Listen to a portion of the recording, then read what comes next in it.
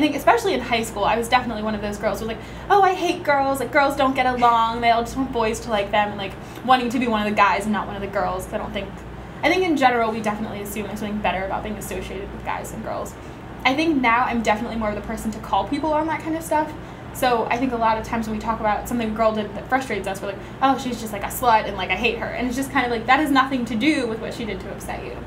My freshman year I took a sociology class actually, and we learned a lot about like inequalities and kind of the more structural things. Because I think a lot of times when people think about inequality, they think like, oh, some people just aren't really good people, but whatever. And I learned a lot more about how institutions kind of influence things. And that to me seemed more possible to change than just like entire populations. It's been really interesting watching my younger brother grow up, because he'll come up to me and ask me questions. Like, I heard these guys saying this thing, what do you think? And he'll actually sit and consider what I'm saying, and I really appreciate that. And he's turned into this really outspoken kind of feminist male in middle school, which doesn't really make sense to me, but it's great. I'm extremely proud of him for that. So I think it can be a really positive thing to have this running dialogue about feminism somehow happening in your house, because I think watching him grow up, I know he's the type of guy who's going to grow up and not be a bystander. He's always going to step forward and make sure people feel safe.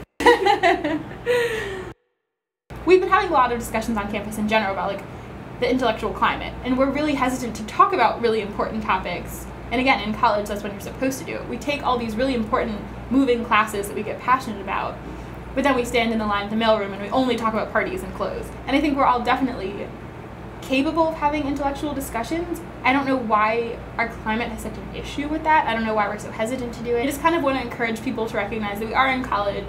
If we're going to have opinions, this is kind of the time to do it. I think sometimes there's a fear here of being kind of outspoken, and I hope that that's kind of a stereotype that we can